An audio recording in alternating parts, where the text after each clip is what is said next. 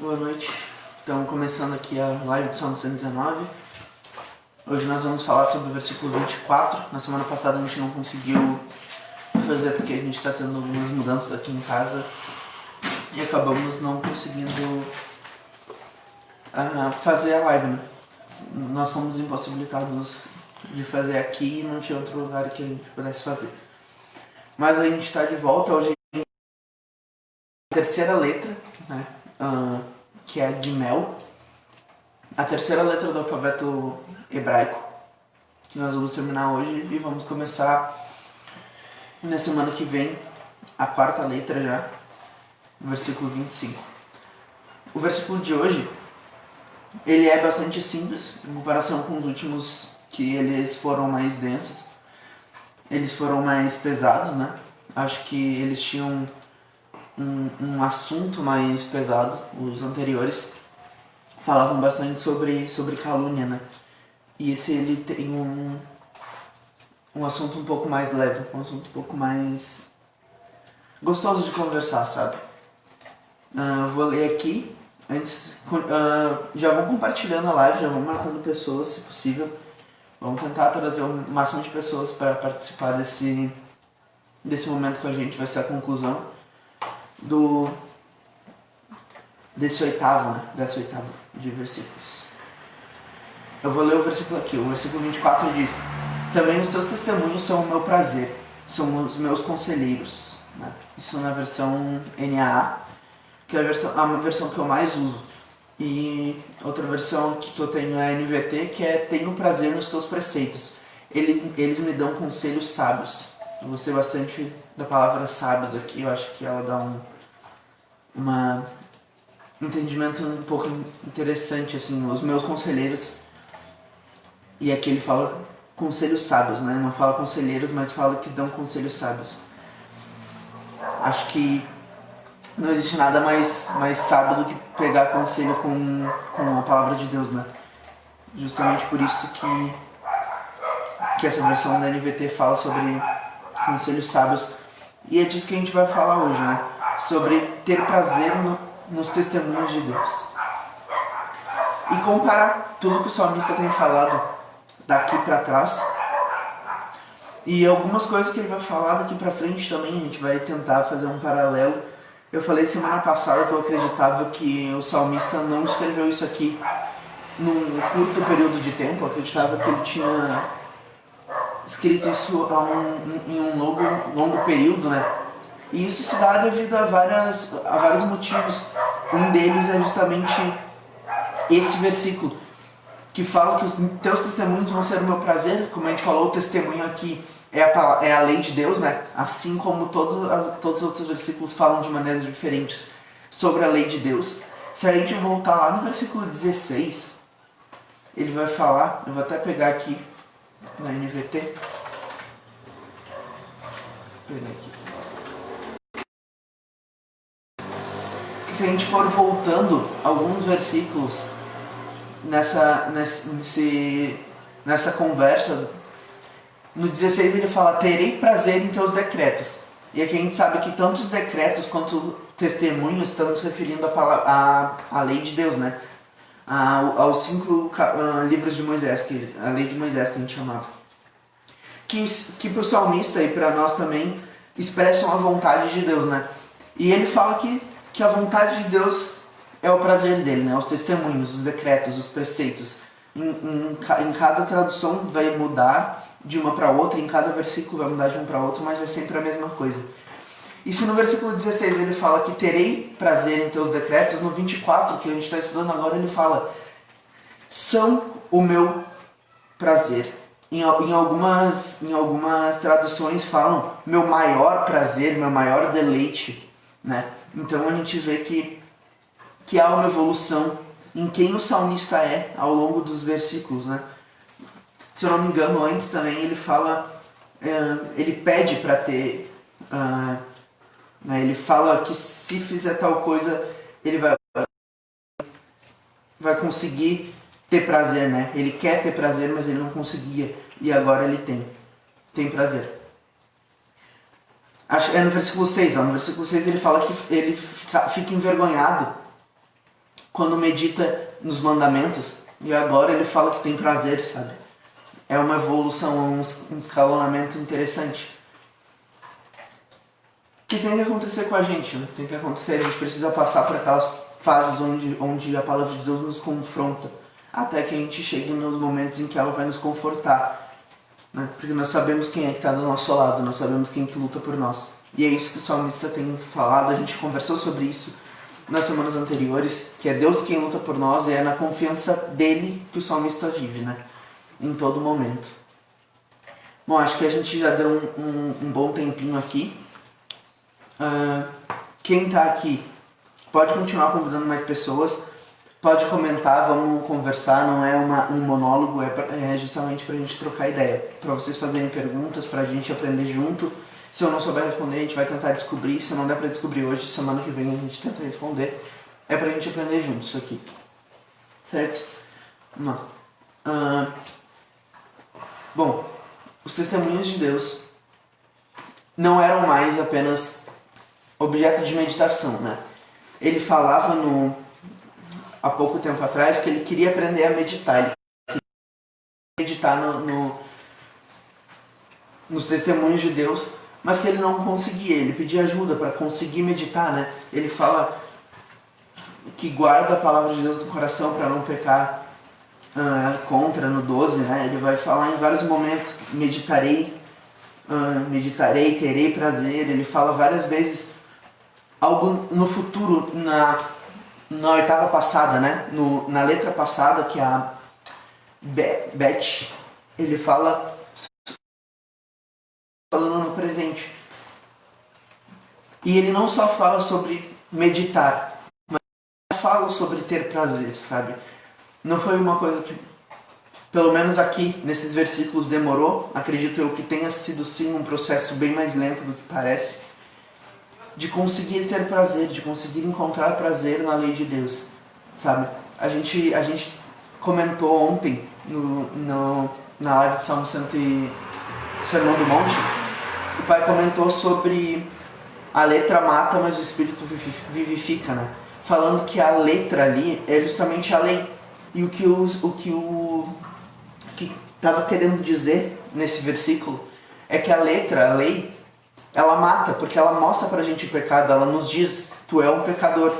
E isso é a nossa morte, né? Entender que nós somos pecadores, entender que nós estamos vivendo em pecado. E viver em pecado, consciência de que pecamos, né? Isso, mas o Espírito vivifica, porque ele nos livra do peso da lei.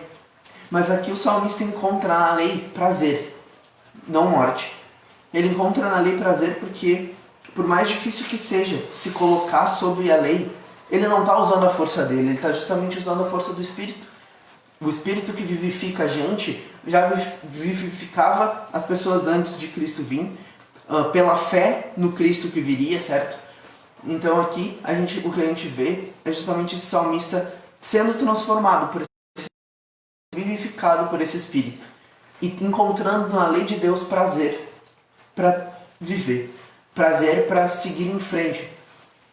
E não só isso, não só encontrando prazer, ele encontrava conselhos, ele encontrava a verdadeira vida ali, sabe? Uma vida sábia, uma vida que valia a pena viver, não era algo superficial.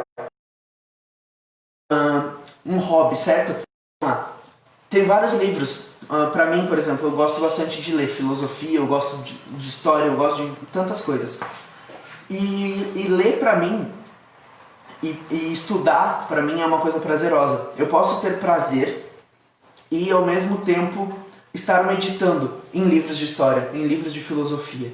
Mas aqui no versículo 24, ele fala que ele tem meditado, que aquilo dá prazer para ele. E são meus conselheiros, né? Em outra versão fala conselhos sábios, como a gente tinha falado. E esses conselhos sábios, infelizmente, a gente não consegue encontrar em filosofia, em história e em várias outras coisas. Nós encontramos algum suporte para tentar viver, mas nós não encontramos todas as respostas. Eu vi, saindo um pouco daqui e indo para um vídeo que eu assisti recentemente, de um filósofo brasileiro, o Pondé, e o Jonas Madureira, um pastor que é filósofo também. E na conversa entre os dois,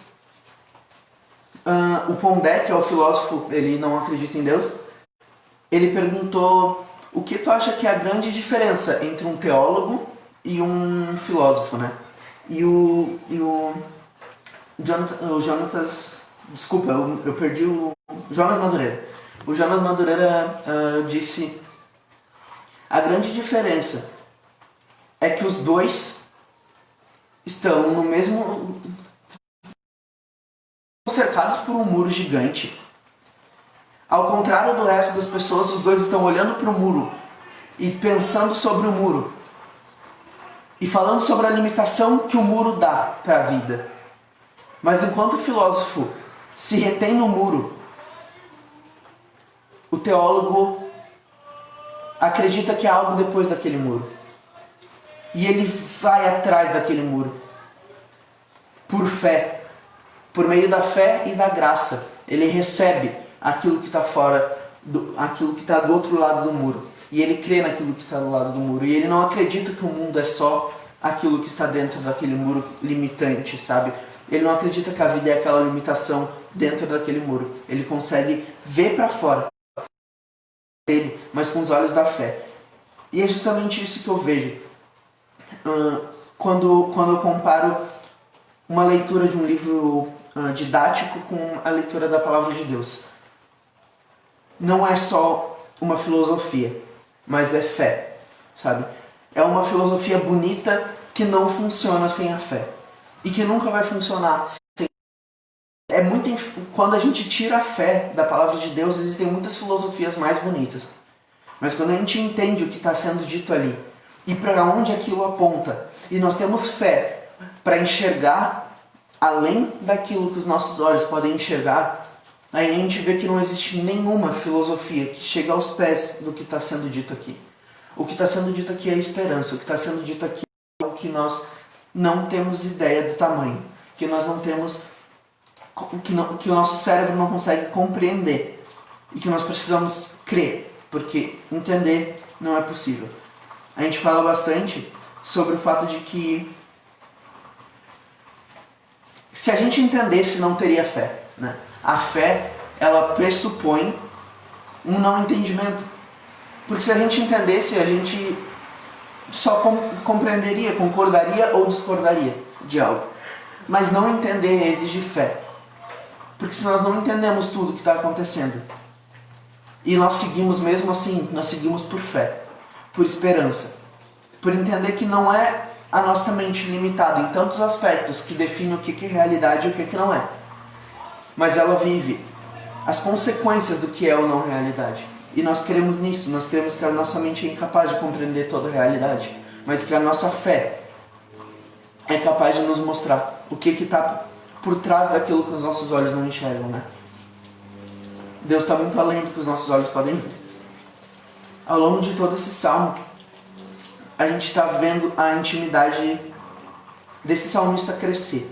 E justamente conforme a intimidade dele cresce, ele consegue enxergar cada vez mais longe, cada vez mais além daquilo que o olho dele conseguia enxergar antes.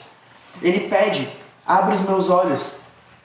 E aqui nós vemos os olhos dele abertos. Nós vemos as consequências de ter os olhos abertos. Ele tem tido prazer. Ele tem tido prazer verdadeiro na palavra de Deus.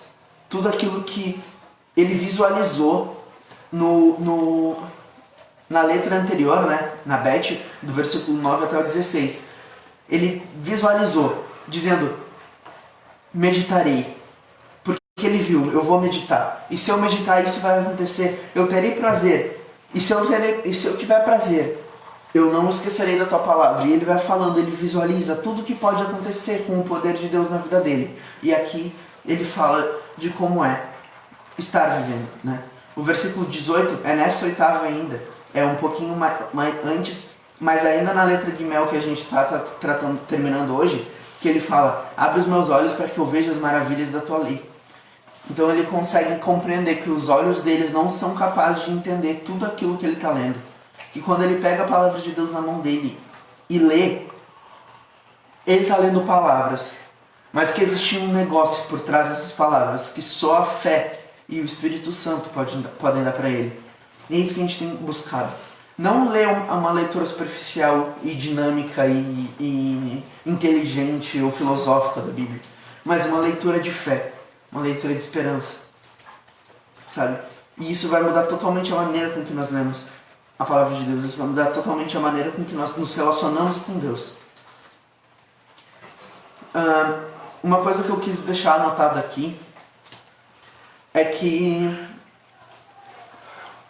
é possível que eu esteja errado sobre a quantidade de tempo que esse salmo levou para ser construído. E talvez isso reflita mais a inconstância do ser humano, espiritualmente falando, que o Pai já falou algumas vezes no Sermão do Monte. Talvez tenha mais a ver com essa inconstância do que com o tempo passado, uma evolução em si. A gente vai ver ao longo dos próximos versículos que ele tem altos e baixos ainda. Então é possível sim que ao longo do tempo ele tenha misturado versículos que falam sobre a vida dele mais para o final, ou em momentos melhores, e outros em momentos mais iniciais da fé. Ou é possível que o Salmo tenha sido escrito numa cronologia verdadeira e existente, mostra essa inconstância humana. Mas ambas as coisas são verdades nas nossas vidas, sabe? Tanto essa inconstância de um dia nós estarmos muito bem, com a fé lá em cima, e outro dia nós estarmos lá embaixo, sem esperança nenhuma, no Deus que já nos mostrou que existe. Nós estávamos falando sobre Israel, né? Que ele via os milagres de Deus numa madrugada, mantendo eles vivos no meio do deserto, e no outro dia pela manhã eles estavam idolatrando outros deuses e esquecendo do Deus que protegeu eles a madrugada inteira. Essa inconstância não é algo que o povo do deserto viveu. É algo que o povo de Deus tem vivido desde o começo, desde a queda, né? Desde a queda, essa inconstância espiritual é verdadeira nas nossas vidas. E nós temos que lutar contra ela. E também a evolução. Nós começamos num patamar, digamos assim, muito baixo da nossa fé. E nós temos que buscar intimidade com Deus. E conforme nós encontramos intimidade com Deus, mesmo essa inconstância vai se tornar cada vez menor, porque a gente vai ter uma intimidade com Ele, nós saberemos aonde buscar refúgio, aonde buscar fortaleza. E mesmo nos momentos que a gente tiver com pouca esperança, Ele vai ser o nosso refúgio, sabe? Quando a gente não estiver extremamente confiante nele, é nele que a gente vai buscar refúgio.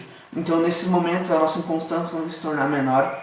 Então, seja qualquer um desses dois possíveis aspectos que me tocaram enquanto eu li esse versículo, qualquer um desses dois fala muito sobre a nossa vida de intimidade com Deus, né? Sobre a trajetória da humanidade em relação ao relacionamento dela com Deus e como a gente pode evitar passar pelo mesmo processo de perder Deus cada vez mais de vista, de se afastar cada vez mais de Deus. Nosso povo, né? Os humanos se afastam de Deus gradativamente até que Deus decida dar um jeito de puxar eles de volta. Isso aconteceu algumas vezes ao longo da Bíblia. E nós cremos que a próxima vez que Ele for puxar de volta, Ele vai puxar os seus para sempre. E vai afastar os que não são seus para sempre. Então a gente não tem muito mais tempo, a gente não tem que esperar por muito mais tempo. Nós temos que nos agarrar àquilo que nós temos. A revelação plena já nos foi dada em Cristo, sabe? E nós temos menos desculpa do que qualquer outros tiveram para fazer tudo o que nós fazemos. Nós nos afastamos muito mais do que qualquer outra geração e ao mesmo tempo temos menos motivos para nos afastar do que qualquer outra geração. E isso entristece bastante, porque isso reflete não só nas pessoas que estão fora da igreja, mas isso tem refletido dentro da igreja de Cristo. A nossa geração da igreja tem sido extremamente fraca e não tem buscado a Deus e não tem se aproximado de Deus. Tem juntamente com o mundo se afastado cada vez mais dele. Só que se afasta dele acreditando que fala em nome dele, sabe? A gente está se deixando enganar por falsos ensinamentos. A gente está se permitindo cair em erros que a palavra de Deus nos aponta que são errados, sabe? E a gente continua fechando nossos olhos, né? Como o Pai fala, quem não lê se torna refém de quem fala. E nós estamos, por falta de buscar a Deus, por falta de leitura bíblica, por falta de leitura da história da nossa igreja, nós temos sido reféns daqueles que falam das nossas vidas, né? Por exemplo, a gente vai cometendo erros, a nossa geração muitas vezes comete erros que já foram cometidos há 500, 600 anos. Tá acontecendo, sabe? Erros que foram combatidos por Lutero, por exemplo, na Reforma, e que hoje os protestantes, pessoas que teoricamente vêm da Reforma de Lutero, estão cometendo os mesmos erros que Lutero combateu quando fez a Reforma, sabe? E a gente vê isso se repetir várias vezes. A gente vê uma igreja evoluindo num aspecto através da obra do Espírito por um homem e voltando atrás. E qual seria o outro motivo para a gente cometer os mesmos erros que já foram cometidos, se não falta de conhecimento e de estudo da nossa história? Se a gente conhecesse a história de nós mesmos como igreja, nós saberíamos que isso já não deu certo, que isso não é eficaz, que isso não é verdadeiro. E nós não cometeríamos esses erros. Nós caímos porque nós queremos, porque nós não nos importamos de verdade com a palavra de Deus e com os desejos de Deus para as nossas vidas. E por isso a gente não estuda. E por isso a gente não se importa com o que Deus já fez no passado. Porque se Ele não fez para mim, não importa. Sabe? Só importa o que é feito por mim, para mim e através de mim, para mim. E é o contrário. É dele, por ele, para ele, sabe? É tudo para Deus. E a nossa evolução tem sido correr atrás de chegar aonde outros já chegaram. Porque a gente retrocede diariamente nas nossas vidas. E isso não é algo que Deus quer. Essa inconstância da igreja é triste porque não funciona que nem a vida de um ser humano que um dia está mal e outro dia está bom e encontra conforto em Deus. Essa inconstância que a gente vê em gerações em Israel, por exemplo, no livro de Juízes, nós vemos que algumas gerações eram abençoadas por Deus através de juízes, mas assim que os juízes morriam, as pessoas fugiam completamente de Deus e uma geração inteira era perdida. E eu não quero que a gente viva uma geração inteira sendo perdida da nossa igreja, sabe? Nós temos um Cristo e cada um de nós é sacerdote hoje, sabe? A gente não precisa que Deus envie um juiz. A gente não precisa que Deus fique enviando luteros todas as vezes. Nós precisamos dentro de nós, dentro das nossas comunidades, fazer uma mudança verdadeira e voltar para o Evangelho todos os dias, sabe? É uma mudança essencial e que precisa ser feita todos os dias. A reforma foi um grande movimento, mas esse movimento precisa ser repetido pequenas vezes todos os dias. Nas semanas, nos cultos de domingo, por exemplo, olhar para trás e dizer, olha, essa semana eu fiz um negócio que nem semana passada eu estava fazendo. Por que eu regredi? Essa semana fazer isso. Alinhar pouco a pouco, fazer pequenas reformas na nossa comunidade, na nossa vida cristã, como pessoas e como um pequeno grupo de pessoas, para conseguir voltar para o Evangelho, sabe? E viver um Evangelho verdadeiro, e não só um Evangelho ser enganado por qualquer um que quer abrir a boca no púlpito, sabe? Não é porque uma pessoa está com o microfone no púlpito que ela está falando a verdade. A gente sempre cita os bereanos aqui, que o apóstolo Paulo, elogiava um grupo de pessoas, porque todas as vezes que Paulo falava com esse grupo de pessoas, essas pessoas pegavam a palavra de Deus e conferiam para ver se tudo que Paulo falou era verdadeiro. Porque não importa se é um apóstolo, se é um anjo falando. Não diga com aquilo que Deus está falando, porque Deus é uma pessoa que não muda, sabe? Deus é um ser que não muda. Ele é perfeito, e um ser perfeito não precisa de mudança. Atrás, é verdade hoje, porque é o mesmo Deus, sabe? Nós mudamos, nosso mundo vai e vem, mas Deus não. Então se o que a gente está falando hoje não condiz com o que Deus pensava 2000 anos, não condiz com o que Deus pensa hoje. Não precisa se questionar, não precisa ter dúvidas, não precisa orar e perguntar. Está escrito porque ele era, é e há de vir, ele era e sempre vai ser o mesmo Deus, perfeito. E o que é perfeito não precisa melhorar, o que é perfeito não precisa evoluir, e o que é perfeito não diminui a sua perfeição também. Deus é a única coisa perfeita que existe e ele não muda. As nossas ideias têm que mudar para se adaptar a ele, e não ele vai mudar para se adaptar àquilo que a gente pensa, o que a gente fala. Eu vi que tem bastante gente na live, tem 8 pessoas. O Rodrigo comentou e eu não tinha visto. Eu vou ler aqui o comentário dele. A Ingrid está no Instagram também nos assistindo. Eu vou ler o comentário do Rodrigo. Peraí, eu acho que é capítulo 3 de Romanos. E não somente isso, mas também nos gloriamos nas tribulações, sabendo que a tribulação produz paciência, e a paciência experiência, e a experiência esperança. E a esperança não traz confusão, porquanto o amor de Deus está derramado em nossos corações pelo Espírito Santo que nos foi dado. Exatamente. Que a gente fala. Eu gosto muito de ver como a gente confunde, né? E é confuso mesmo porque a gente não entende essa passagem de tempo de um ponto de vista de Deus, né?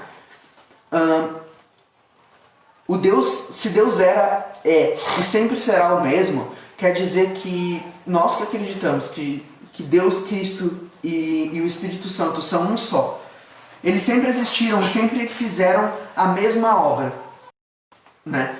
A obra de salvação sempre foi a mesma. A gente acredita que Jesus Cristo, por mais que ele tenha morrido carnalmente há 2 anos, ele se entregou pela humanidade antes da fundação do mundo. Está escrito isso na Bíblia, não tá? Sim. Deus se entregou antes da fundação do mundo.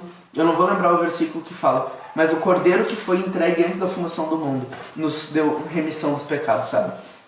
Então, a salvação sempre foi por meio de Cristo. A santificação sempre foi por meio da obra do Espírito Santo, mesmo antes de nós recebermos o Espírito Santo em Atos 2, sabe? Aquilo ali foi uma manifestação maravilhosa que nós cremos que vai acontecer outras vezes na história da igreja, até que Jesus volte, né? Por exemplo, que Joel 3 ainda vai acontecer. Então, nós cremos que ainda o Espírito vai se manifestar de muitas maneiras. E, cara, cada tribulação que a gente passa, a gente vê aqui que o salmista passou. Nos 2 versículos anteriores, ele passou por problemas, né? Por calúnias, por difamações. E como a gente vê que o Rodrigo postou ali sobre Romanos 3, que isso já foi previsto, que Paulo falava, tinha acontecido com Davi há muitos anos antes, sabe?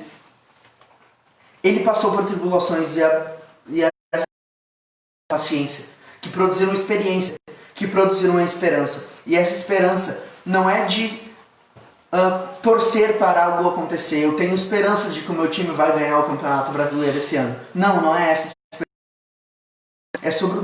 É sobre ter uma certeza e esperar ansiosamente por algo que no teu coração está certo de que vai acontecer. E é sobre essa esperança que nós temos que viver. A esperança do Cordeiro que voltará para nos buscar. Que Davi vivia na esperança do Cordeiro que viria para tomar Israel, no Messias, né?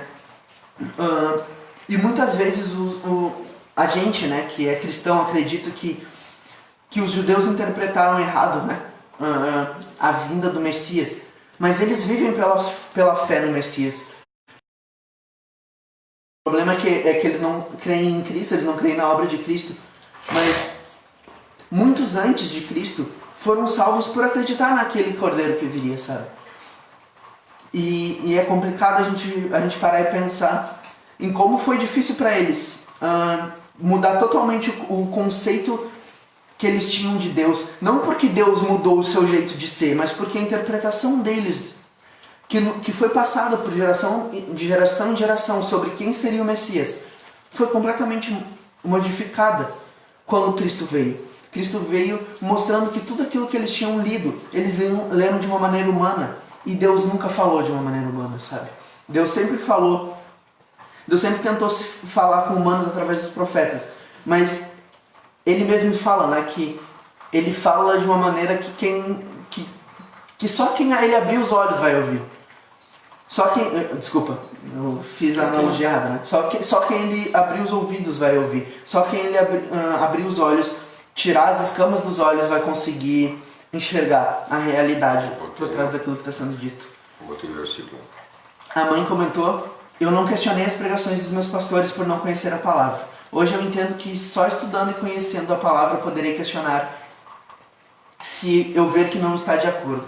Exatamente, muitas vezes eles não vão errar por mal. Muitas vezes eu acredito que eu fiz um cálculo bem por cima e provavelmente esse estudo aqui vai durar mais 3 anos. E ao longo de 3 anos, falando toda semana por 1 hora, eu provavelmente vou cometer erros, sabe? Esses erros podem ser corrigidos pelo pai. E o pai pode não saber também. E por isso que é tão importante vocês estarem atentos, porque eu tenho buscado atentamente para falar só a verdade aqui. Estar atentos também, para não serem reféns daquilo que eu estou falando. E se vocês vierem semana que vem e me dizerem: olha, eu estudei isso aqui, eu acho que não condiz com a verdade. Ou vocês terem uma informação que eu não tenho. O estudo de vocês chegar em um lugar onde eu não cheguei e me revelar uma parte daquilo que é verdade que eu não tinha. E isso é perfeito, isso é crescimento conjunto, isso é ser igreja. Sabe? A gente vê que na antiguidade eles tinham os cultos de leituras públicas das escrituras. Eu acho isso incrível. Porque eles liam a Bíblia em conjunto, eles não entravam no quarto deles para ler a Bíblia. Eles abriam os pergaminhos e liam uns para os outros, e eles questionavam e conversavam e aprendiam juntos sobre a palavra de Deus. Não era algo egoísta, não era algo que permitia interpretações divergentes, porque eles liam juntos e eles entendiam juntos, sabe? Porque a dúvida de às vezes alguém tinha entendido com certeza alguma coisa e o outro não entendeu e perguntou, e a resposta da pergunta daquele outro faz a certeza daquele um parecer tão errada que ele vai mudar a opinião. Então a gente às vezes, lendo a palavra de Deus, tem entendimentos certos de algo e às vezes nós temos certeza de coisas erradas.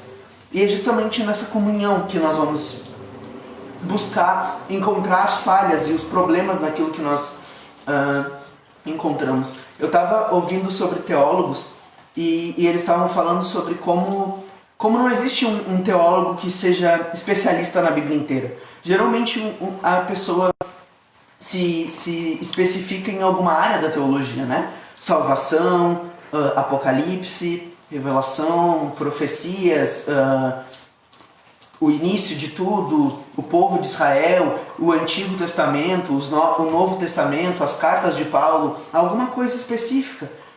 Porque uma vida inteira, né, a gente vai ver em Tiago, no resto do estudo, Tiago 1,5, se não me engano. Não é. Tiago 1,5 é da sabedoria. Deixa eu ver aqui certinho. É 3 alguma coisa. Tiago 4,14. Enfim, Tiago quase 4,14 fala que a nossa vida é como uma neblina que surge e se dissipa logo em seguida. Tudo que nós vivemos é como uma neblina que nasce e é levada pelo vento, logo em seguida, sabe? E esse curto período de tempo não é o suficiente para a gente entender tudo que as cartas de Paulo queriam dizer. Então alguém que se dedica a vida inteira para ler as cartas de Paulo tenta ajudar o pessoal a entender as cartas de Paulo, enquanto outra pessoa que se dedicou a vida inteira para entender os evangelhos vai ajudar o povo a entender os evangelhos. E uma comunhão, pouco a pouco, com uma pessoa ajudando aqui, outra pessoa ajudando ali, com outra pessoa alimentando os pobres, com outras pessoas evangelizando os pobres. E cada um fazendo a sua parte, e todos fazendo a obra juntos para o reino. Isso é ser igreja, isso é comunhão. Isso é o que eles faziam antigamente. E a interpretação errada das escrituras. Porque eles faziam tudo em conjunto. Isso dificultava muito a criação a necessidade que nós temos hoje de ter tantas denominações diferentes, de tantos problemas entre denominações, porque eles faziam tudo juntos, eles não tinham como gerar discordâncias em secreto. Isso acontecia, era uma coisa muito mais feia do que é hoje, porque eles não precisavam disso, sabe? Eles liam juntos. Eu não precisava ficar maquinando coisas ali no meu quarto enquanto eu lia a Bíblia e pensando, pô, será que o meu pastor está errado? Lá no púlpito tu vai dizer assim, olha, eu acho que eu entendi diferente, será que não é isso? Ou perguntar, pô, eu entendi diferente, por que não é isso? E ele vai te fazer entender, ou tu vai fazer ele entender o teu ponto. Ou as duas interpretações vão estar certas em diferentes momentos da vida de cada um, sabe? Essa comunhão é importante. Eu vou ler o que o pai comentou aqui. E adoraram-na todos os que habitaram sobre a terra. Esses cujos nomes não estão escritos no livro da vida do Cordeiro, que foi morto desde a fundação do mundo. Quer comentar sobre isso aqui, pai? Não, é que tu tinha falado que não sabia onde é que era a passagem. Que foi morto desde antes da fundação do mundo. Escritos no livro da vida do Cordeiro, que foi morto desde a fundação do mundo. Então Jesus não morreu há 2000 anos atrás, né? Carnalmente sim, mas a obra dele, feita na cruz, está feita desde a fundação do mundo. Esdras abriu o livro perante os olhos de todo o povo, porque estava acima de todo o povo. E abrindo ele, todo o povo se pôs em pé. Isso aqui é a leitura pública das Escrituras. A gente vê em Neemias, eles falam algumas vezes sobre a leitura pública das Escrituras. Nas cartas de Paulo, em alguns momentos, ele cita a leitura pública das Escrituras, eu não vou me lembrar onde. Mas a gente vê esse movimento acontecendo, um movimento muito que eu imagino que era muito gostoso.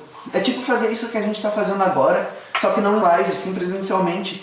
Juntar 50 pessoas para ler um capítulo da Bíblia e conversar. Vai ter uma pessoa que estudou 50 anos da vida dela e ela está lendo e falando tudo que chegou no estudo dela. E daí, Deus, para mostrar para essa pessoa que nem toda a sabedoria que ele conseguiu juntar de Deus durante todo esse tempo é toda a sabedoria que Deus tem.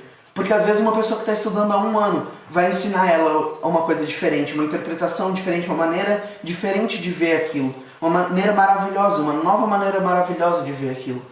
E isso é muito legal, isso é muito gostoso da gente ver. Que as pessoas vivendo momentos diferentes da vida, elas têm interpretações diferentes. E nem sempre essas interpretações vão estar erradas, né? A gente vai ter muito aquele negócio da gente fazer a hermenêutica, a exegese, a gente vê qual era a cultura do povo para onde aquilo estava sendo escrito, quem que escreveu, por que escreveu, como escreveu, e isso ajudar a gente a não ter interpretações erradas e eliminar essas interpretações que fogem da realidade. Mas muitas vezes a gente vai ter lições diferentes da mesma, não interpretações diferentes, eu estava falando errado, mas lições diferentes, sabe? Eu sempre falo, eu gosto de citar o Salmo 23, que fala: o Senhor é meu pastor. O Senhor é meu pastor e nada me faltará. Para muita gente isso significa que Deus vai dar tudo pra gente, porque nada vai me faltar. E essa interpretação está errada, porque se a gente ler o resto do capítulo, a gente vai ver que vão acontecer coisas ruins. Então esse negócio de nada ruim vai me acontecer não é verdade. Mas existem 2 lições que eu já vi serem tiradas desse versículo que são maravilhosas. Uma é o pai que fala bastante, que é: se o Senhor é meu pastor e é só dele que eu preciso. Se o Senhor é meu pastor, eu não preciso de nada. Nada. Porque se ele é meu pastor, eu já tenho tudo. É isso que o pai sempre fala. Se eu tenho o Senhor como meu pastor, eu já tenho tudo. Então, mesmo que eu tenha todas as outras coisas, e mesmo que eu não tenha nenhuma das outras coisas, eu tenho tudo, porque ele é tudo. E outra interpretação que eu gostei muito é que eu ouvi na música, se não me engano, é 23. Mas eu acredito que o nome da música é 23, do Projeto Sola. Que ele fala que se o Senhor é o meu pastor, aquilo que eu não tenho, eu não preciso. Ou seja, se Deus acha que eu preciso de alguma coisa, por ele ser o meu Senhor, ele vai me dar. Porque ele é fiel e é um bom pastor. Agora, se ele não acha que eu preciso de alguma coisa, e essa coisa está me fazendo falta, Não é ele que está errado, sim eu, por achar que alguma coisa que não me foi dada é necessária.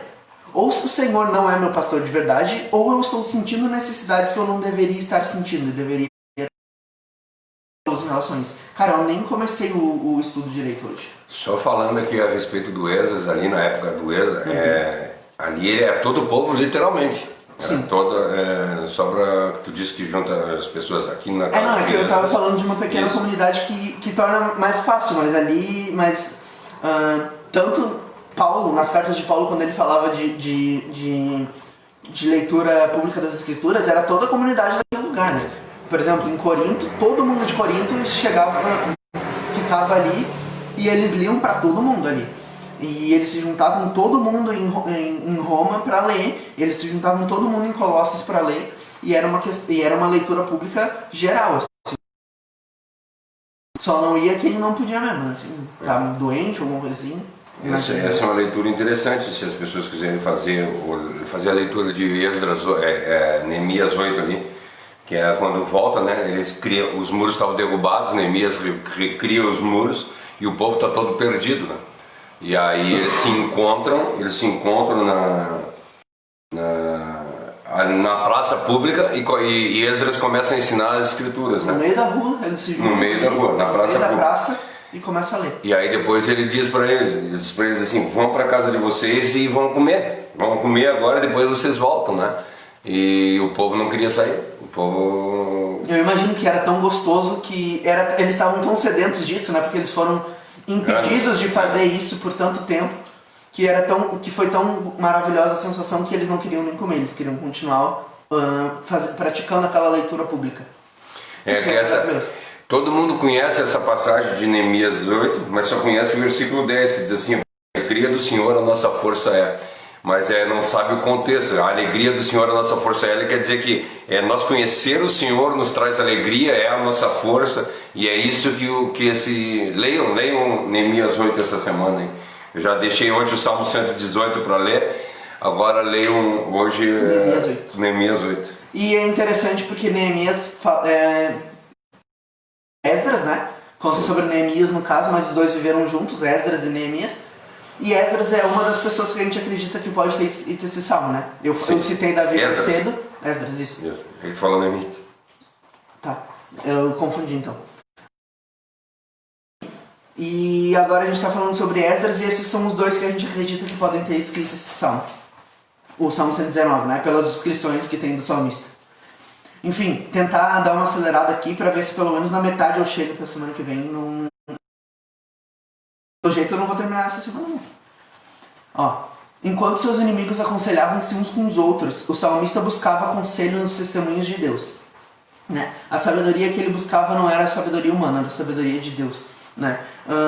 Isso me remete bastante ao Salmo 1, que fala: bem-aventurado aquele que não anda segundo o conselho dos ímpios, nem se retém ao caminho dos pecadores, nem se assenta com escarnecedores, mas tem prazer na lei do Senhor e nela medita dia e noite. Então a gente vê do 1 ao 5, eu imagino isso mais ou menos, 1 ao 3, 1 ao 5, e ele fala justamente sobre isso que o salmista está falando, sobre não confiar no conselho de outras pessoas, mas sim meditar na lei de Deus dia e noite, e confiar nos conselhos sábios de Deus, não na sabedoria humana, não na sabedoria de generais de guerra, mas no Senhor da guerra, certo? E também me remeteu bastante ao que Tiago falou em Tiago 1,5, que ele fala: se porém algum de vocês necessita de sabedoria, peça a Deus, que a todos dá com generosidade sem reprovações, e ela lhe será concedida. Ele buscou sabedoria, não só pediu sabedoria para Deus, mas ele e ela lhe foi dada, a ponto de que foi com essa sabedoria dada pela palavra, pelos conselhos da palavra, que os planos de príncipes contra ele não foi eficaz. Mais pra frente a gente vai falar mais um pouco disso, que foi o versículo anterior, né? Mas a gente vai citar mais um pouco ainda. Já que esse é o final, a gente vai tentar dar uma recapitulada em tudo. Daí eu coloquei algumas coisas assim que a gente pode tirar da palavra de Deus, né? Do que a palavra de Deus é. Ela é a sabedoria, né? Ela dá sabedoria, né? E a palavra de Deus é o deleite dos tristes. Daí eu coloquei Salmo 40, versículo 8, que fala: agrada-me fazer a tua vontade, ó Deus meu, e a tua lei está dentro do meu coração.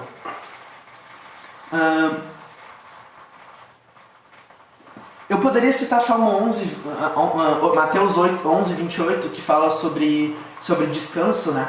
Mas eu acho que não fala bem sobre deleite. Mas é muito interessante, a palavra de Deus também é descanso para aqueles que estão cansados. Como Jesus fala em Mateus 11, 28, né? Para vir a mim, vós que estáis cansados, eu os aliviarei. Ele é alívio para os cansados. Mas ela é o deleite dos tristes, mesmo quando há algo dentro de nós que nos impede de seguir ela, né? Voltando para o deleite. E daí eu botei Romanos 7, de 21 a 25, que fala assim: assim eu descobri essa lei em minha vida. Quando eu quero fazer o que é certo, eu percebo que o mal está presente dentro de mim. Eu amo a lei de Deus de todo o meu coração, contudo há outra lei dentro de mim que está em guerra com a minha mente e me torna escravo do pecado, que permanece dentro de mim. Como eu sou miserável! Quem me libertará deste corpo mortal dominado pelo pecado? Graças a Deus a resposta está em Jesus Cristo, nosso Senhor. Na mente quero de fato obedecer à lei de Deus, mas por causa da minha natureza humana eu sou escravo do pecado. Né? Essa versão NVT desse versículo a gente geralmente ouve a Almeida, que ali a parte do miserável homem que sou, que é muito, muito legal de ler. Mas essa eu acho que ficou mais fácil de entender também. Cara, amar a lei de Deus não te garante que tu vai obedecer ela. Porque existe um pecado dentro de nós, por causa da queda, que nos impede de fazer a lei de Deus. Então, mesmo assim a gente vê que para Paulo, ele ama tanto a palavra de Deus que Cristo, que é a palavra de Deus encarnada, é o deleite dele mesmo quando ele não consegue seguir a lei de Deus, sabe? É em Cristo que ele pensa, no alívio que Cristo dá, que ele lembra quando ele fica frustrado pela falta de fé, pela falta de capacidade de obedecer a Deus que ele tem, por ser um homem pecador, né? 2 Timóteo 3,15. Só um pouquinho, a respeito desse que tu falou aí, que tem uma passagem em outra versão, ela diz: quem me livrará do corpo dessa morte, né? Para as pessoas terem conhecimento, existe ideias de pessoas que lá naquela época, quando Paulo falou isso, porque na época eles pegavam a pessoa, os cristãos principalmente, né, por causa da perseguição de Nero, que foi falado duas vezes seguida ali, eles pegavam o cadáver e amarravam no corpo de uma pessoa viva. Eles amarravam o cadáver no corpo da pessoa viva, para a pessoa viva ir apodrecendo junto com o cadáver. Ou seja, era uma morte que a pessoa ia apodrecendo para morrer. Então, assim, morria por dor de apodrecimento, né? E por isso que ele cita quem me livrará do corpo dessa morte. Ou seja, no momento que nós estamos amarrados, nós estamos atados à morte e nós vamos apodrecendo aos poucos a ponto de morrer. O Rodrigo e a Josi fizeram comentário a respeito de Neemias ali ainda. Essa leitura narrada em Neemias é de fato uma das mais marcantes. Ensina grandes lições para o nosso tempo, principalmente no que diz respeito à sua autoridade. Isso foi o Rodrigo que falou, né? Cara, eu gosto muito sobre a leitura eu gosto da história de Neemias e de Esdras, porque mostra justamente o enviado político e o enviado profético de Deus andando um do lado do outro, né? Esdras sendo descendente dos reis, só que o povo estava escravizado, então ele não tinha rei, ele era só um descendente de rei que tinha sido impedido de ser rei, e Neemias sendo o profeta ali que trabalha ao lado de Esdras Neemias era o político e Esdras era o sacerdote. Tá, eu confundi então, mas é isso. E a gente vê os dois trabalhando juntos, conseguindo a misericórdia do rei que subjugava eles, conseguindo voltar para Jerusalém, reconstruir os muros e fazer toda a estrutura e pouco a pouco conseguir restabelecer aquilo que Israel era, não na sua plenitude, já que eles continuaram debaixo de um povo maior, mas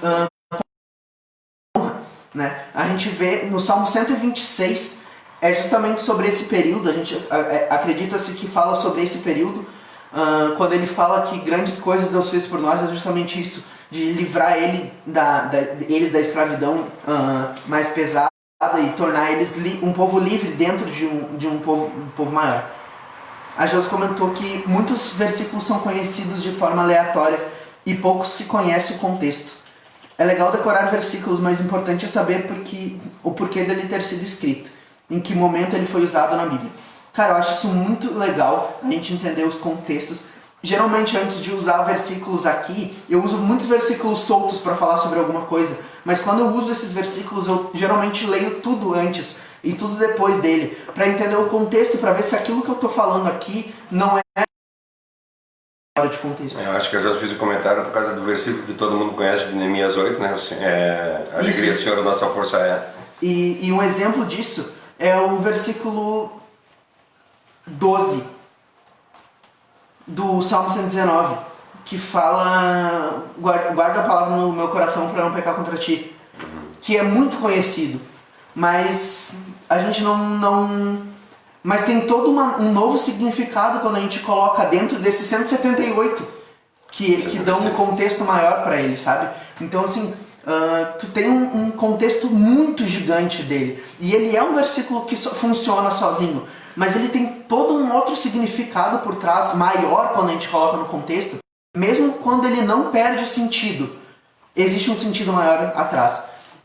Aí nem se fala em versículos que são tirados do contexto, como a gente citou o versículo Salmo 23:1, que é totalmente tirado fora de contexto e perde o significado dele quando ele é tirado do contexto.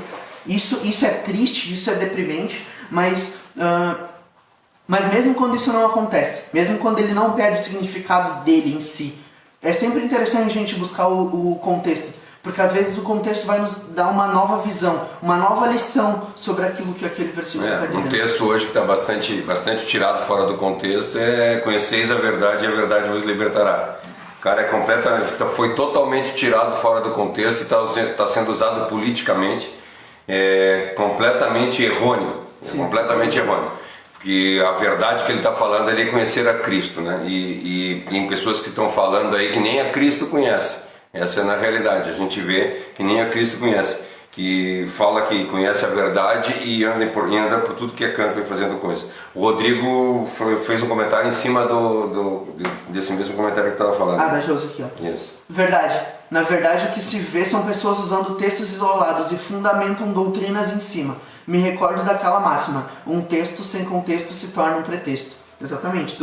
Um pretexto é justamente uma coisa, um texto que é usado como base como desculpa para fazer alguma coisa. Isso é um pretexto.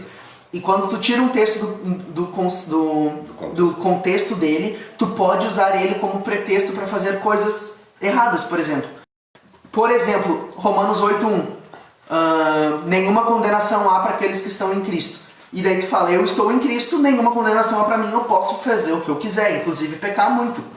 E isso é mentira, tu está tirando totalmente do contexto. E o contexto de 8:1 não é só o 8, mas o 7 também, que falava, como a gente leu aqui o final do 7, ele fala: quem vai me livrar do corpo dessa morte? Porque eu estou tentando fazer as coisas certas e não consigo fazer. A morte está agarrada em mim. Então assim, tu vê que não tem nem um pouco sentido de que eu posso pecar. Muito pelo contrário, está dizendo que existe um conforto para mim que, por mais que eu me esforce, não consiga deixar de pecar. Quando eu estou correndo para Cristo e para Cristo e para Cristo, quando ele vai se achegar a mim, e quando eu estiver nele, não haverá condenação para mim. Isso exige um esforço e uma tentativa de não pecar muito forte para a gente usar para dizer que a gente pode fazer pecados. Isso é um exemplo que eu dei de um texto sem contexto sendo usado como pretexto. Oi? O tempo.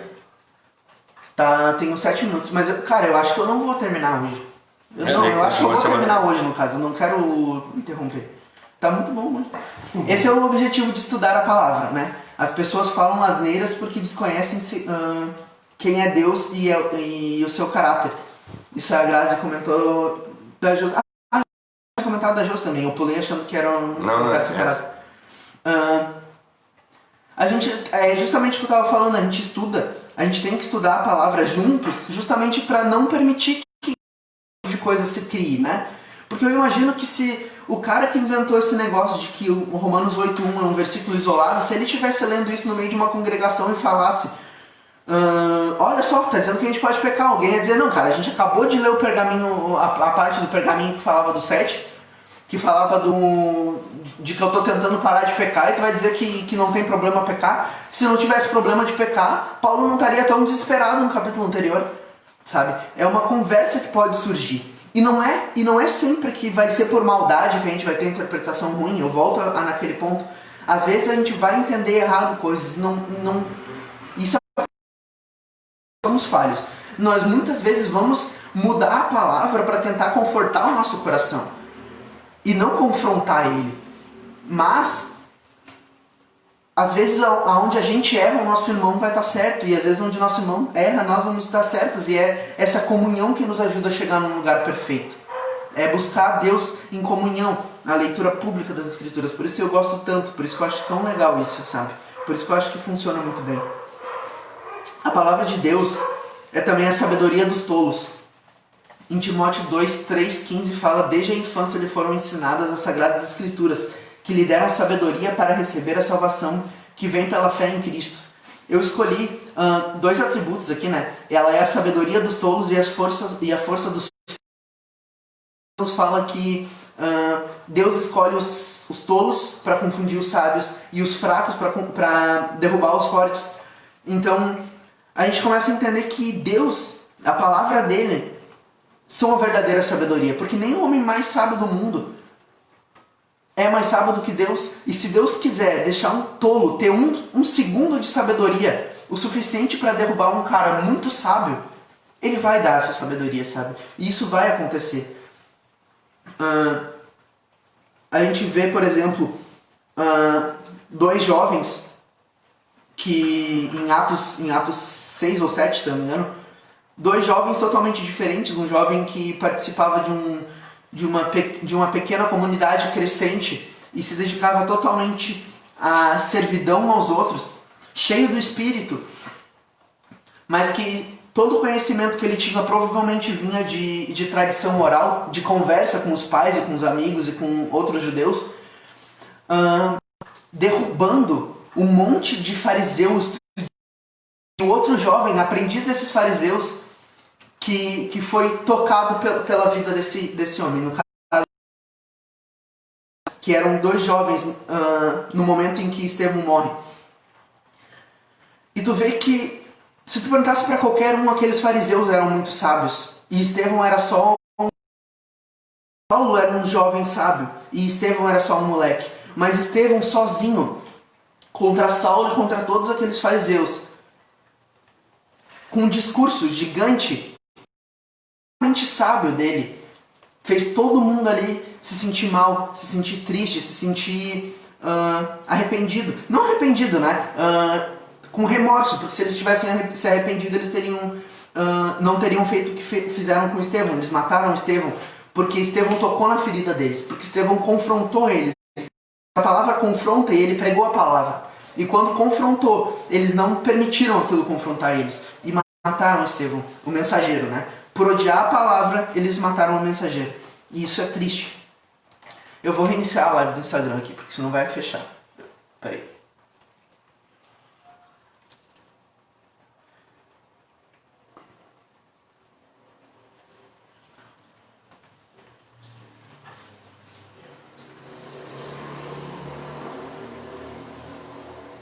Peraí, deixa eu ver se eu consigo.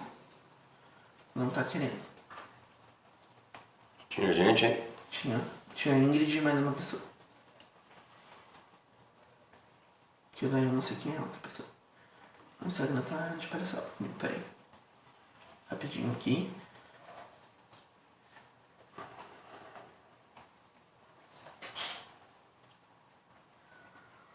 O pessoal tem que cuidar aqui, senão o pessoal... Não, eu já tô voltando, gente, peraí. Desculpa o... Pronto.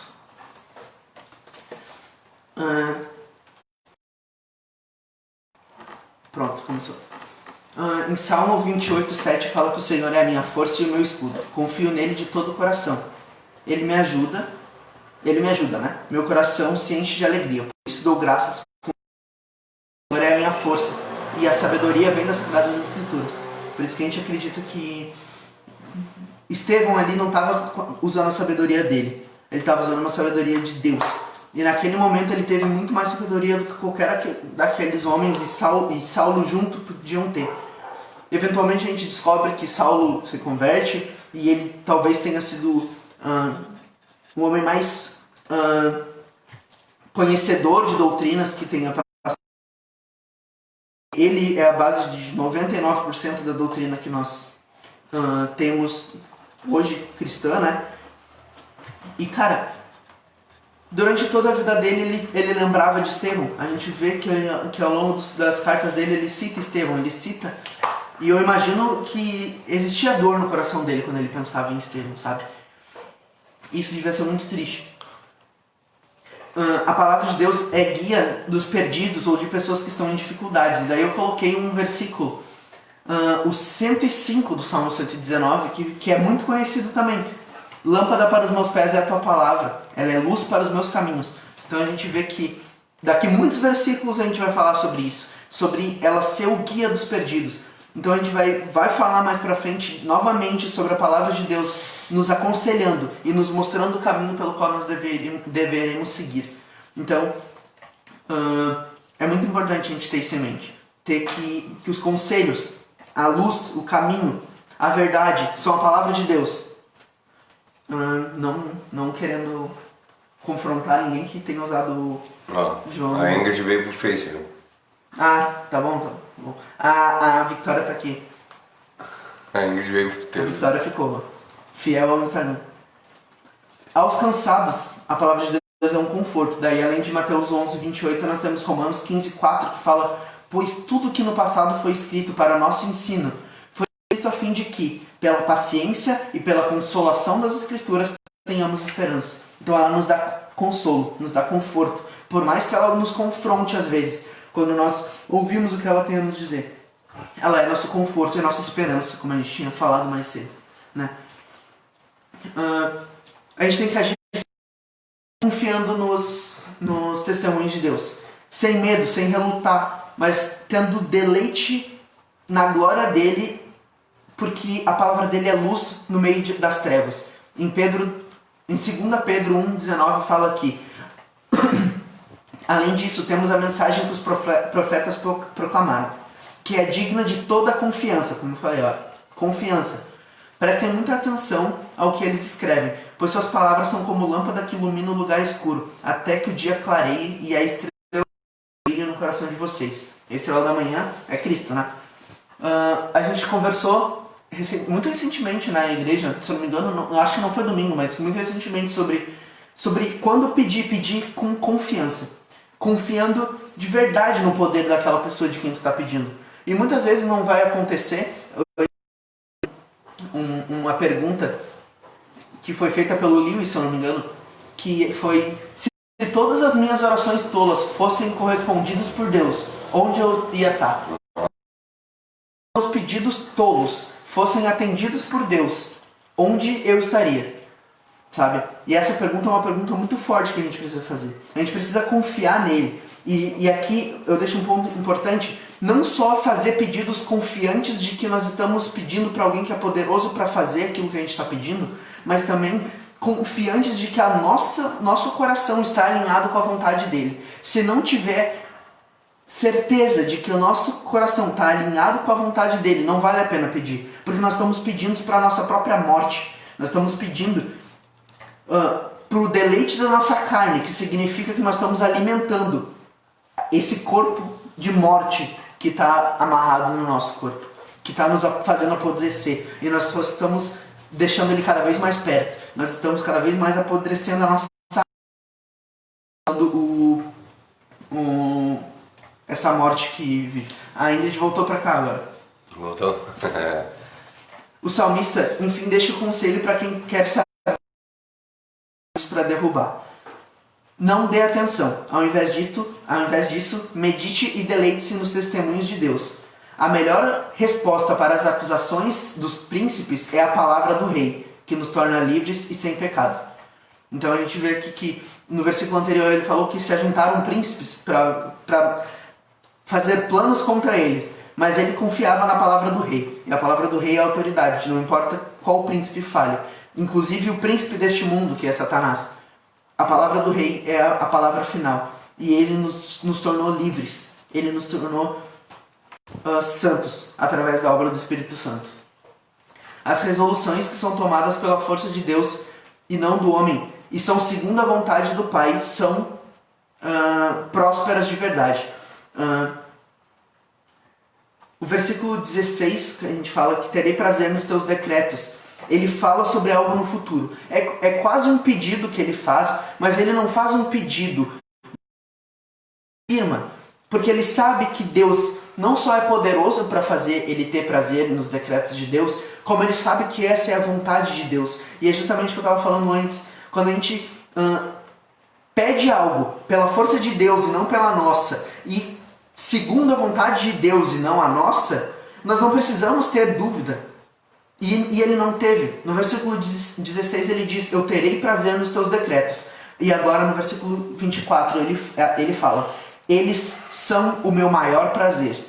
Então, não só aconteceu aquilo que ele afirmou que aconteceria. Ele pediu com autoridade e com eu determino, né? Ele determinou, mas não pela vontade dele, não pela força dele, mas sabendo que aquela era a vontade de Deus e confiando na força de Deus para que aquilo fosse cumprido.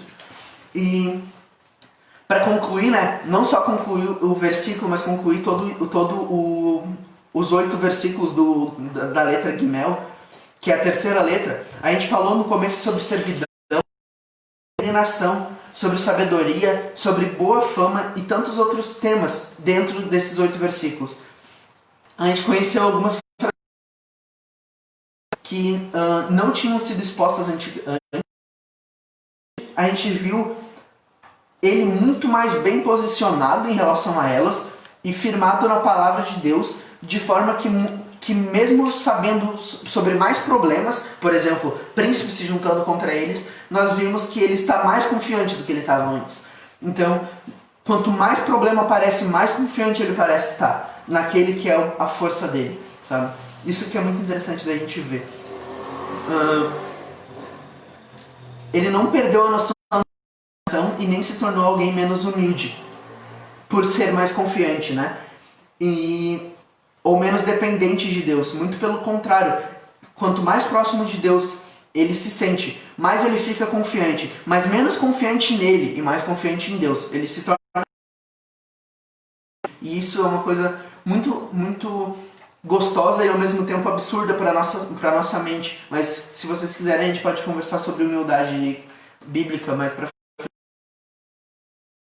E aqui para finalizar mesmo, confiar em Deus para o salmista significava deixar qualquer forma de partidarismo e exaltação de pessoas. A gente comentou isso no começo, lá nos primeiros versículos, né? Que é o 17, 18, se eu não me engano, que a gente não precisa encontrar um grupo ou juntar pessoas que defendem a mesma causa que a gente, né? Que levantem a mesma bandeira política que nós. Não precisamos.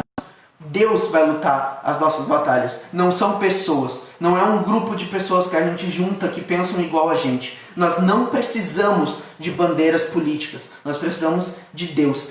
Quando a gente fala mais pra frente, né? Quando a gente fala alguns 2 versículos atrás, se não me engano, que atacaram a honra dele, e ao invés de defender a honra dele, ele defendeu a fé dele. E por defender a fé dele, hoje nós temos o Salmo 119 aqui disponível para nós, honrando o nome do salmista que a gente nem sabe quem é, mas ele foi honrado, não por defender a honra, mas por defender a fé.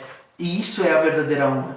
Quando a gente defende a nossa fé e deixa a nossa honra por conta de Deus, a nossa honra vai ser bem defendida, muito melhor do que nós defenderíamos, né? Ele não abandonou a humildade dele por entender a peregrinação. Quando a gente entende que estamos apenas de passagem, que isso é uma peregrinação e não a nossa, que essa vida que a gente está vivendo não é o objetivo final, é uma passagem, nós acabamos abandonando a arrogância e a soberba e a vontade de parecer mais do que somos, porque isso aqui não vale nada.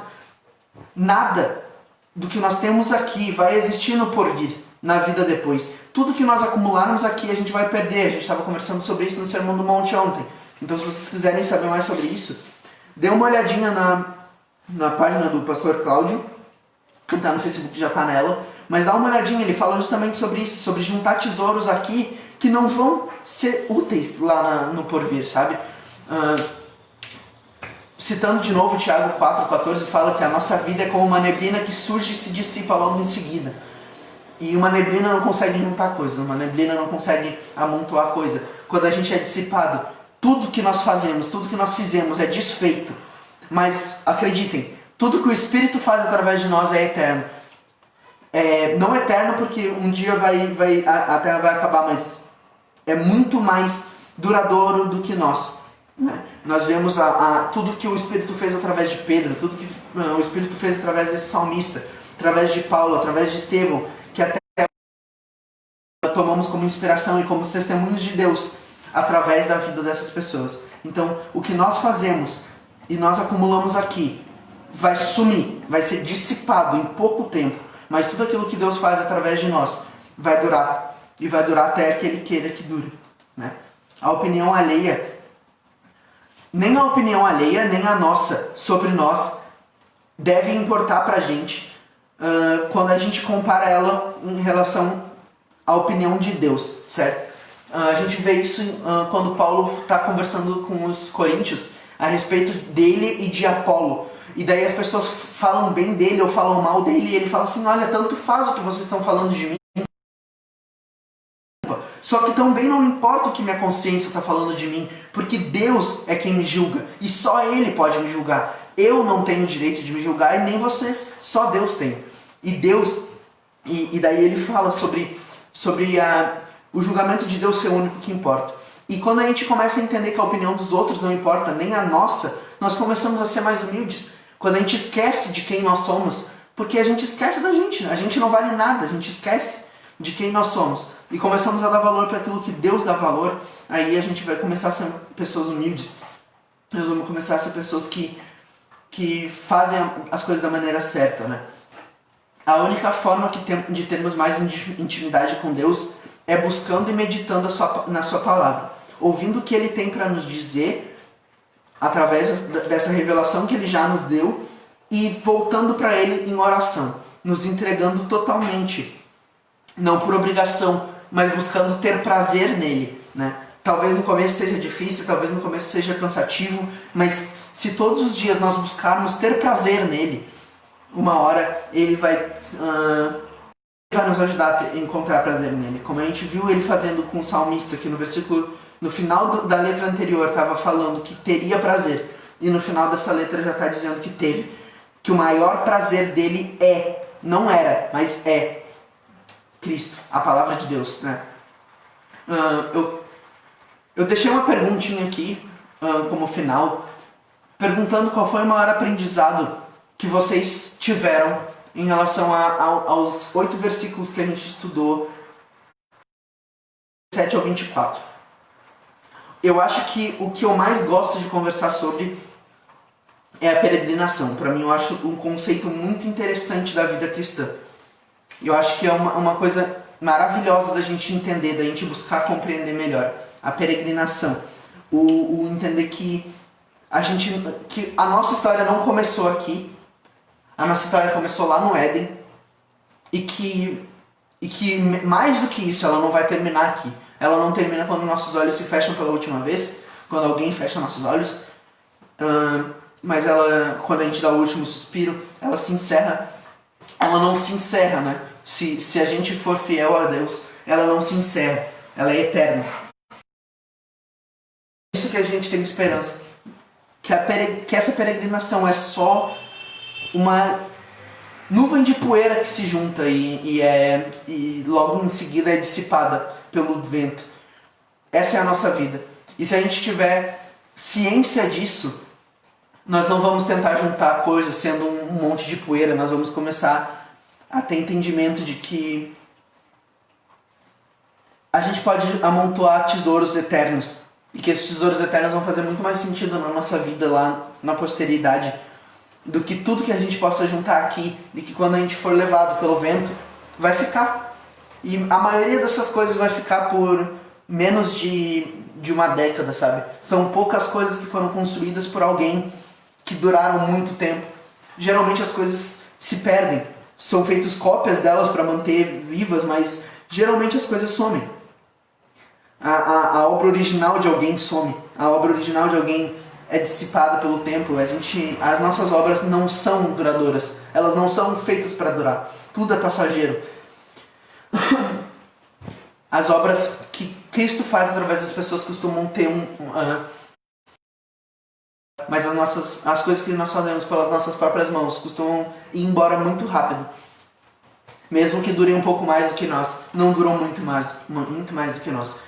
Então, com certeza, a peregrinação é uma coisa que me deixa muito mais apaixonado por uma vida eterna. Entender que a gente está numa peregrinação.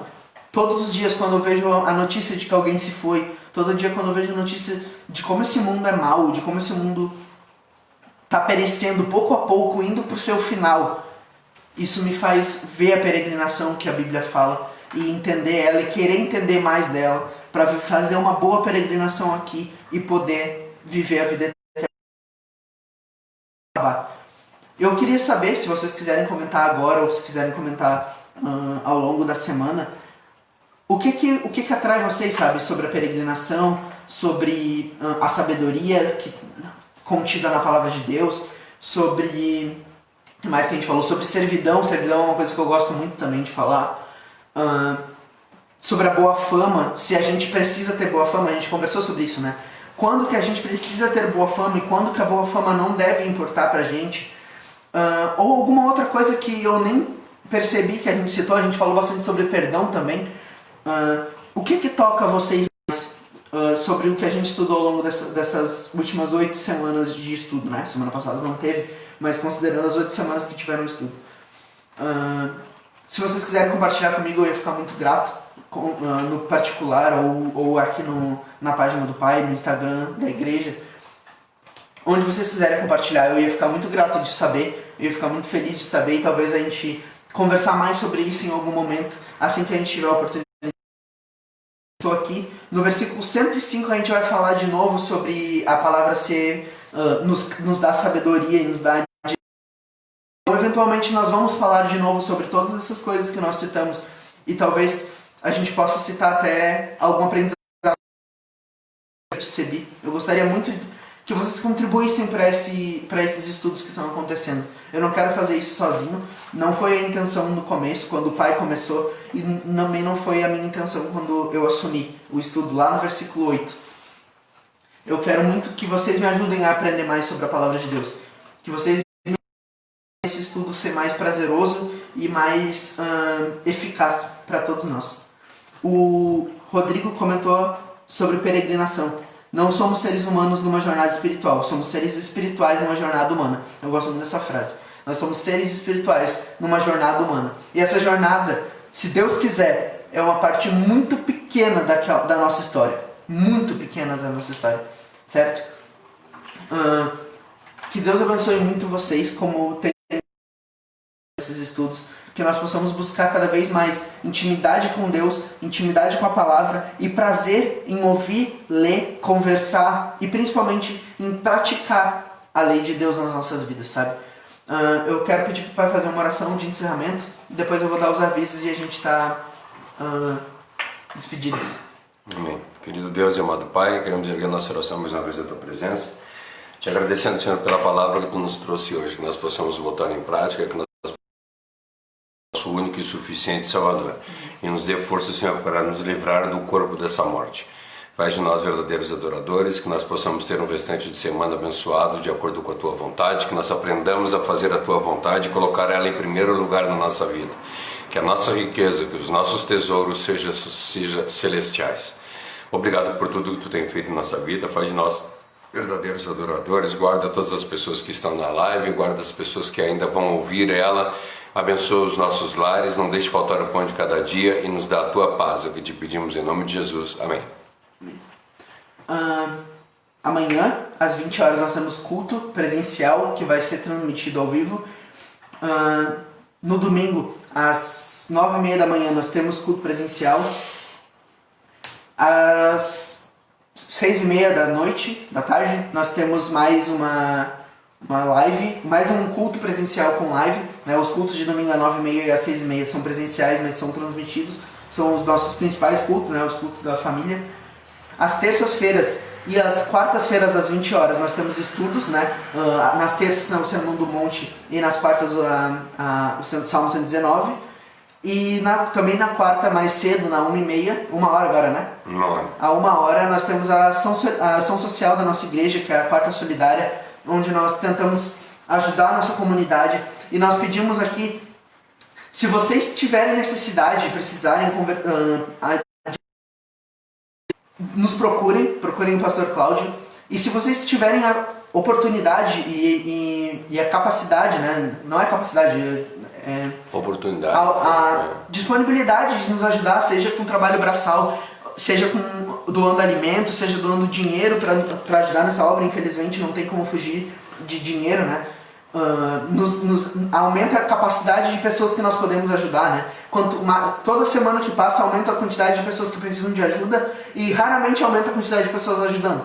Então a gente precisa muito disso. Se você tiver disponibilidade e for possível para te ajudar com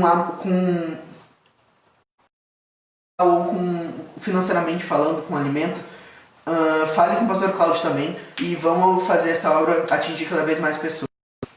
A Josi falou aqui, eu não tinha lembrado, a gente está começando uma biblioteca. Se você puder ajudar financeiramente ou com livros, a biblioteca também, a gente vai agradecer. A nossa intenção é justamente fazer as pessoas serem menos reféns do que estão ouvindo e cada vez mais terem acesso a livros e a história da nossa igreja, a história daquilo que já aconteceu, aquilo que já deu errado, e mais a gente andar para frente, não para trás. Todas as pessoas que tiverem livros em casa que estão parados lá, cara, tem pessoas que querem ler. Lógico, a gente vai teologia cristã, né? Nós Isso. Falando de teologia a gente está falando de livros cristãos. Se vocês tiverem em dúvida se pode ou não doar um livro que vocês têm, a gente vai tentar ler todos os livros antes de disponibilizarem eles, justamente para a gente ter certeza de que tudo vai ser bênção e não uma maldição na vida das pessoas que pegarem coisas emprestadas lá. Inclusive, se tu tiver livros, todos os livros que tu tem, tu já leu, e tu quiser emprestar eles e pegar um novo emprestado, ser bênção para as outras pessoas e bênção para a tua vida também. Teve uma frase que me tocou enquanto o pai orava que eu queria compartilhar com vocês. É uma frase dura que fala muito sobre o que eu acredito que é o Evangelho. O Evangelho a gente sempre fala que é as boas novas, né? Mas antes das boas novas existem as más novas, né? Nós somos pecadores e por isso Ele se entregou por nós. E a frase que eu queria deixar com vocês é: Deus não precisa de ti, mas Ele quer a tua vida.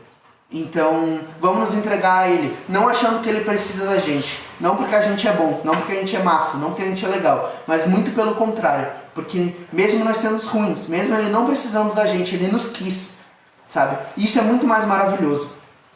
Quando a gente precisa de algo, a gente faz mesmo sem vontade. Mas Deus nos quis, e quando Ele nos faz com vontade. Quando a gente quer alguma coisa, a gente faz com vontade, a gente entrega tudo que nós temos. Ele entregou a própria vida por nós. Então, Deus nos quer. Ele não precisa de nós, mas Ele nos quer. Essa é a mensagem que eu queria deixar essa noite para vocês. É uma mensagem que me conforta, é uma mensagem que me faz querer Ele de volta. E eu acho que isso é muito importante para a gente ter em mente. Deus abençoe vocês e até amanhã.